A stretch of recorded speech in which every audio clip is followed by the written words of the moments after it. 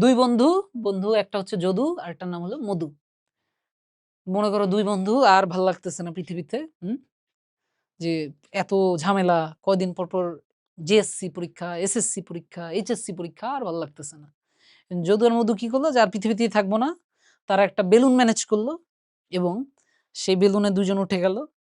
আমরা একটু দেখি ভিজুয়ালাইজেশন দেখি। ঠিক আছে? এই যে মনে করো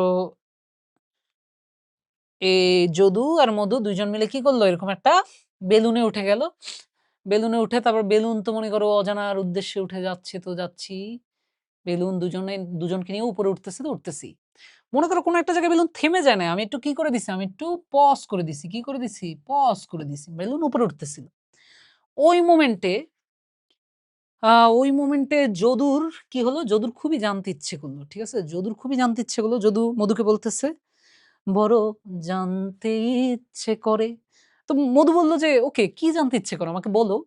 তখন আবারও যদু বলল, "বড় জানতে ইচ্ছে করে।" মধু বলল, "ওকে বন্ধু বলো কি জানতে ইচ্ছে করে?" তখন যদু বলল, "এক্সাক্ট এই মোমেন্টে আমাদের যে এই বেলুন যানটা এটা যে উপরে উঠতেছে, কত স্পিডে উপরে উঠতেছে এটা আমার খুব জানতে ইচ্ছে করে। বাট আমাদের কাছে তো কোনো স্পিডোমিটার নাই। এখন তাহলে কি উপায়?" তখন মধু বলল, "হ্যাঁ বন্ধু তাহলে কি উপায়?" তখন যদু বলল, "বন্ধু এটা কোন ব্যাপার না। We can figure it out but you have to make a little sacrifice." তোমাকে কি করতে হবে? You just have to die. তারপর কি করল? যদু মনে করো মধুকে এখান থেকে কি করল? যদু মধুকে এখান থেকে ফেলে দিল। তো এই মনে করো মধু পড়তেছে, এই মনে করো মধু পড়তেছে, এই মনে করো মধু পড়তেছে, পড়তেছে, তারপরে এই পড়তেছে। আর এখানে গিয়ে তো বুঝোই কি হবে? আল্লাহ না করুক। ঠিক আছে? বিভিন্ন জায়গায় মধু ছড়ায় ছিটে গেল। যাই হোক। এখন তখন যদু দেখল। এই যে মধুকে ফেলে দিল, মধুর এই যে পড়তে যে টাইমটা লাগছে, সেই টাইমটা লাগছে কত? কত টাইম? সেই টাইমটা লাগছে কত? কত রে কত? সেই টাইমটা লাগছে t equals to কত? ৬ সেকেন্ড। সেই টাইমটা লাগছে ৬ সেকেন্ড। আর ওদের কাছে মনে করো একটা অ্যালটিটিউড মাপার জন্য একটা মিটার-টিটার ছিল। সেটা দিয়ে দেখলো যে ওর যে ডিসট্যান্সটা, এই ডিসট্যান্সটা কত? এই ডিসট্যান্সটা কত? 60 মিটার। যে ওই টাইমে ওরা ভূমি থেকে কতটুকু উপরে ছিল? 60 মিটার। তার মানে h এর ব্যাপারেও একটা ইনফরমেশন আছে 60 মিটার।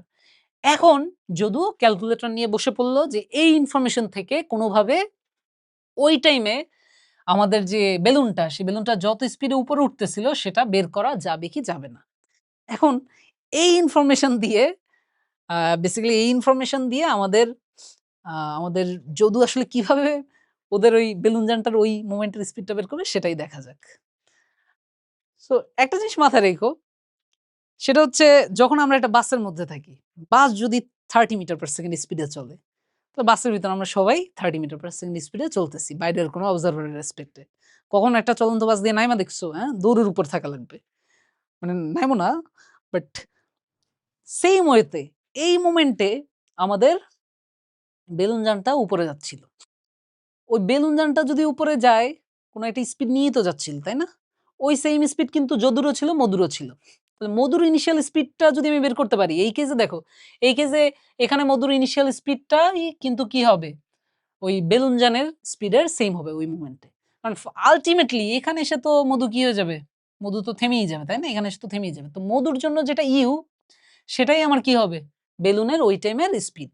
যাই হোক এখন এটা ফিগার আউট করার জন্য আমরা ফর্মুলা যেটা ইউজ করব সেটা হচ্ছে h equals to ut half gt squared। এখন তোমরা বলতে পারো যে, "ওকে ভাই কি করলেন? আপনি তো কোনটার আগে প্লাস মাইনাস কিছু বসালেন না।" ঠিক আছে? এক্ষেত্রে আমি বলব, "ধীরে বৎস ধীরে, কোন তাড়াহুড়ার কিছু নাই। এই যে প্লাস মাইনাস কি বসবে সেটা বোঝার জন্য আমাদের সাইন কনভেনশন বোঝা লাগবে।" এখন সাইন কনভেনশন কি জিনিস? তুমি সবই বুঝবা, কোন প্যারা নাই।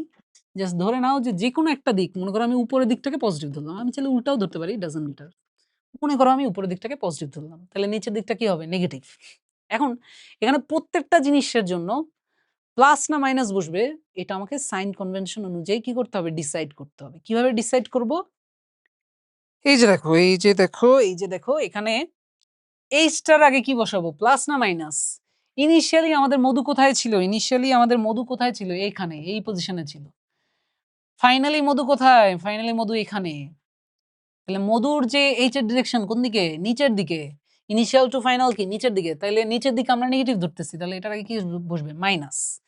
এবার আসা যাক ইউ এর আগে কি বসবে, পজিটিভ না নেগেটিভ? যদিও দেখে মনে হচ্ছে ইউ তো আমাদের মধু তো নিচেই পড়তেছে, বাট একটু আগে কি বুঝাইলাম, একটু আগে কি বুঝালাম, মধু পড়ার টাইমেও তো এই বেলুনটার মধ্যেই ছিল, বেলুনটা তো উপরে উঠতেছিল, তাহলে মধু বাইরের কোনো অবজারভার কিন্তু তুমি না হয় মানে যদু না হয় দেখতেছে যে মধু যে সাইড দিয়ে পড়ে যাচ্ছে, কারণ যদু তো সাথে সাথে উপরে উঠতেছে, তাই না? আমরা তো এটাকে পজ করে দিছি, বাট উপরে তো উঠতেছিল, তো যদু না হয় দেখতেছে মধুকে জাস্ট পাশে দিয়ে ফেলে দিছে, মধু পড়তেছে, খুবই স্যাডিস্ট হয়ে যাচ্ছে আসলে কথাবার্তা, বাট বোঝানোর জন্য বলতেছি।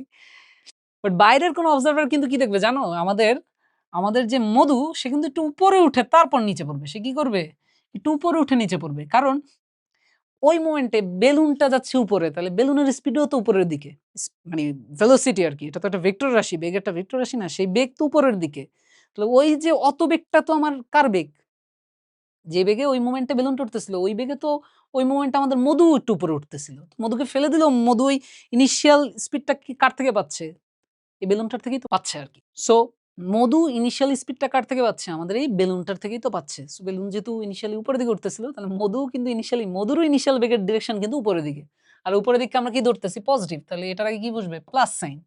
এরপর এরপর জি, এখানে আছে কি জি, টাইমের তো আর উপর নিচ কিছু নাই, টাইম তো টাইম।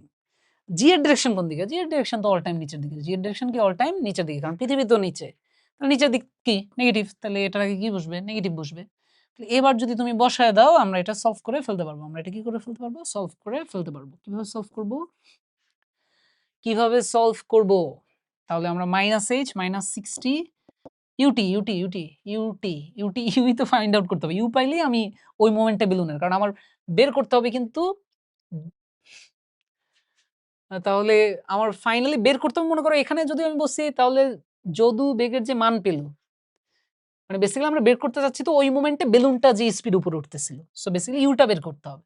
ইউটির জায়গায় হবে টিটা তো 6 সেকেন্ড, পড়তে টাইম লাগছে কত 6 সেকেন্ড, তাহলে এখানে হবে ইউ ইনটু 6 বা 6u মাইনাস হাফ জি, হাফ ইনটু 4.9, জি কি 10 ধরতে বলছি তাই না, জি যদি 10 ধরতে বলি তাহলে তো ইজি হয়ে গেল, half into 10 into T square, T এর জায়গায় কি হবে 6 ছক 36, টি এর জায়গায় হবে 36, তাহলে -60 6u মাইনাস এটা কত আসে 360/2 তাই না, 360/2 36/2 18 180, তাহলে 180 যদি হয় তাহলে আমরা 6u ইকুয়ালস টু কি হবে, 6u হবে 6u, তাহলে এটাকে যদি এ পাশে নিয়ে আসি 180 180 এ পাশে নিয়ে আসলে 180 মাইনাস 60 হচ্ছে কত 120, তাহলে 6u ইকুয়ালস টু 120, তাহলে u ইকুয়ালস টু কি হবে, u ইকুয়ালস টু হবে 120/6, তার মানে 20, তাহলে u হচ্ছে 20, তার মানে যে মোমেন্টে যদু মধুকে ফেলে দিচ্ছিল ওই মোমেন্টে ওদের বেলুনটা কত স্পিডে উপরে উঠতেছিল,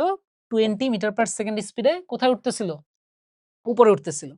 যদিও আমি মনে হয় আরেকটা পেজ নিয়ে নিচ্ছিলাম, আরেকটা পেজ মনে হয় নিয়ে নিছিলাম, বাট সেটা লাগে নাই। ঠিক আছে, তাহলে যেই মোমেন্টে আমি একটু এখানে আবার ছোট করে কোয়েশ্চেনটাকে কনসাইজ করে ফেলছি, তাহলে যেই মোমেন্টে যদু মধুকে ফেলে দিচ্ছিল ওই মোমেন্টে তাহলে আমার এই যে বেলুন যানটা কত স্পিডে উপরে উঠতেছিল, 20 মিটার পার সেকেন্ড স্পিডে উপরে উঠতেছিল। সো তোমরা যদি সাইন কনভেনশনের ব্যাপারটা বুঝে যাও আর পড়ন্ত বস্তুর সূত্র দিয়ে যাই আসুক না কেন, তোমাদের কোনো গায়েই লাগবে না, মানে খুব ইজি খুব ইজি।